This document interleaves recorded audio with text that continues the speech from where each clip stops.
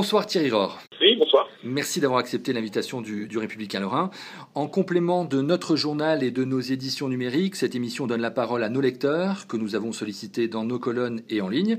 C'est également l'occasion, au lendemain de ce premier tour des municipales, de faire le bilan de la campagne, de votre campagne. Les électeurs se sont exprimés et vous serez finalement 4 à vous présenter au second tour dimanche 30 mars.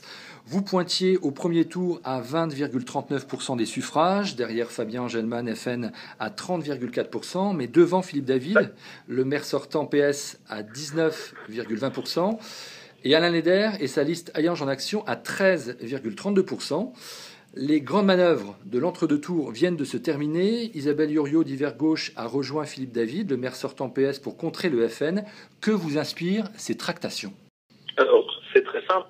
Aujourd'hui, les Hayangeois placent le Front National en tête. Ça découle de la situation générale et de la politique menée, de la mauvaise gestion de l'équipe en place depuis trop longtemps. Aujourd'hui, les tractations sont simples. Philippe David et Madame Iorio s'allient.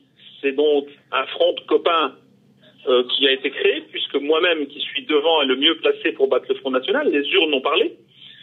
Je n'ai même pas été sollicité. J'avais juste appelé moi à une union derrière moi, puisque la liste la mieux placée, donc y compris Philippe David, avait reçu des consignes au niveau national, et il était logique qu'il se retire au profit de la meilleure liste. Aujourd'hui, un petit front de copains où moi j'ai même pas été sollicité, et qui plus est, qui appelle non pas à faire barrage au Front National, mais je dirais plutôt à faire barrage à l'équipe Hayange Autrement que je conduis. Et puis, il y a moins d'une semaine, Madame Iorio et Philippe David étaient presque arrivés aux insultes entre eux, et aujourd'hui s'associent. Ils vont bien entendu nous dire que c'était la seule solution de faire barrage au Front National, ce qui est faux, puisque les Hayangeois ont fait confiance au renouveau en mettant notre liste dans la meilleure position. Il va de soi qu'ils auraient dû au moins avoir la politesse de nous contacter pour savoir ce qu'on comptait faire, et ils ne l'ont pas fait du tout. Donc ils sauvent quelques places pour eux, et les Hayangeois ne se tromperont pas. Est-ce que le FN a en tête à Hayange au premier tour? Est-ce que c'est seulement un vote contestataire? Je l'ai dit déjà à vos confrères. Aujourd'hui, il est crédité de environ 30%. Sur ces 30%, il y a évidemment un pourcentage de gens qui adhèrent au Front National. Aujourd'hui, ça reste pour la majorité des gens un parti différent. En revanche, il y a un gros pourcentage de ces 30%-là qui sont effectivement le vote du ras-le-bol, le vote contestataire, et on s'aperçoit rapidement, nous on est sur le terrain tout de suite depuis lundi matin, on s'aperçoit qu'effectivement le Front National n'a pas de réservoir de voix.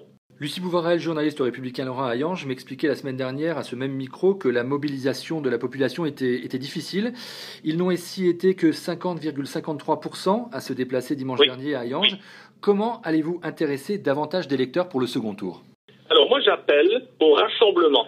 J'appelle à venir soutenir la liste la mieux placée que je conduis. J'appelle à ce que les gens se mobilisent. Il ne faut pas laisser notre ville basculer au Front National. Il ne faut pas que notre ville soit redonnée par magouille politicienne ou par magouille de copains-copains avec ce que mènent Philippe David et Madame Iorio pour les quelques jours qui restent. J'appelle les gens à se rassembler derrière nous. J'appelle tout le monde à se mobiliser. Tout le monde derrière nous. Nous sommes dans les rues. Les gens, actuellement sur le terrain, les gens nous suivent, sortent de chez eux pour dire on vient avec vous, on fait du porte-à-porte, on l'a encore constaté. Les gens sont vraiment, vraiment mobilisés. Et moi, j'appelle au rassemblement des autres équipes. Ne cédez pas à la tentation du vote sanction. Vous avez signalé que ça n'allait pas. Aujourd'hui, nous, on rassemble. Aujourd'hui, on tiendra compte du vote qui a été fait au premier tour. Mais vous nous avez placés en tête derrière le Front National. Vous devez continuer à nous faire confiance et à nous soutenir. Première question justement d'un de nos lecteurs. Il s'agit de Régis. J'aimerais savoir qu'est-ce qui va être mis en œuvre pour réduire les problèmes de délinquance à Hayange. Première des mesures, la restructuration des services qui passe évidemment par une réorganisation des services et des missions de la police municipale.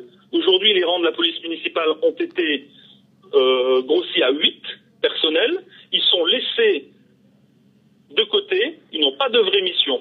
Dans mon équipe, la personne qui sera chargée de confier ces missions, c'est donc le futur maire, et je me suis donc accroché à avoir des gens compétents, et à mes côtés, j'ai un spécialiste de la sécurité et de la sûreté urbaine, des gens qui sont encore en fonction, qui exercent ce métier de sécurité, et donc on va remettre des vraies missions, les policiers municipaux seront plus les coursiers de la mairie, mais seront des vrais policiers municipaux.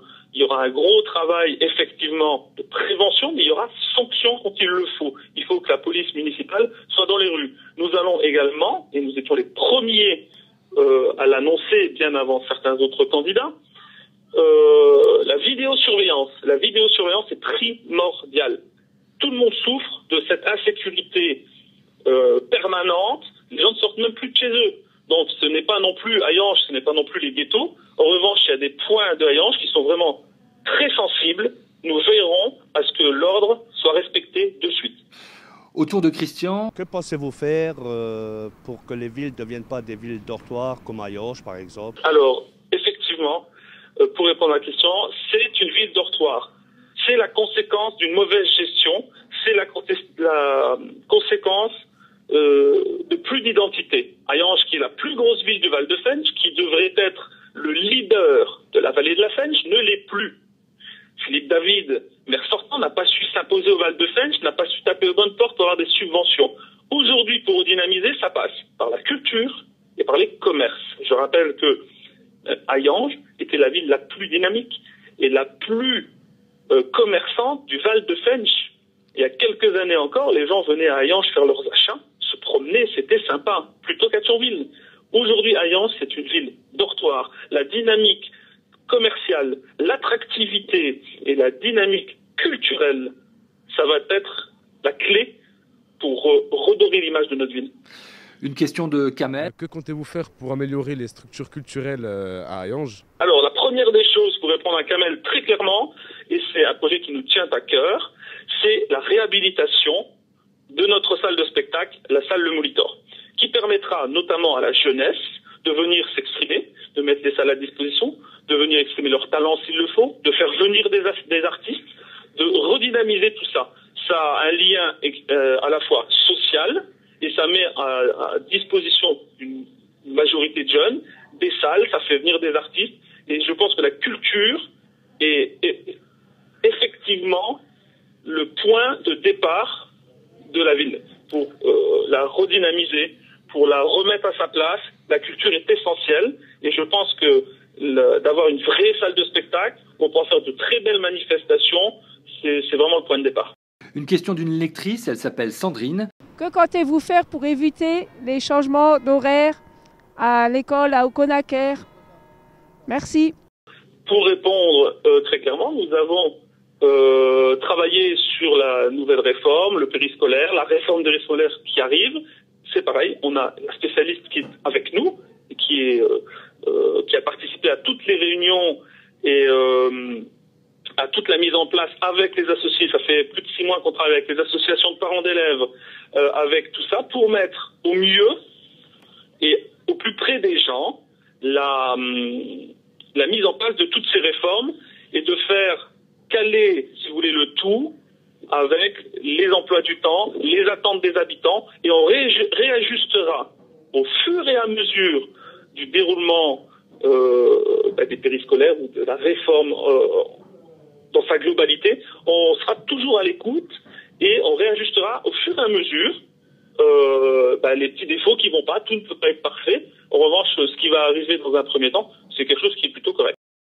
Question pour finir d'un lecteur, il s'agit de Mathieu.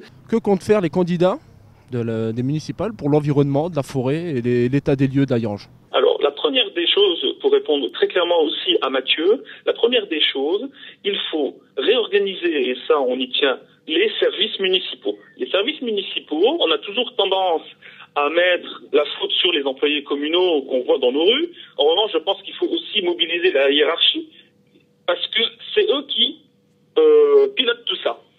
Il y a en termes d'embellissement, il suffirait d'avoir une ville propre, une ville bien entretenue, des trottoirs sains, plus d'amas de papier dans les entrées de ville, des entrées de ville sympas. Donc c'est uniquement des choses de bon sens qui vont faire qu'une ville propre va déjà la rendre une ville attrayante. En termes de développement durable, si on peut dire, il est à l'étude déjà la possibilité de voir les ordures ménagères. Il y a un projet là-dessus, mais je suis pas encore aux responsabilités, donc j'ai pas tous les éléments, de mettre la collecte des déchets au poids pour que ce soit équitable. Ce sera ma toute dernière question. Pourquoi feriez-vous, Thierry Rohr, un meilleur maire que vos concurrents?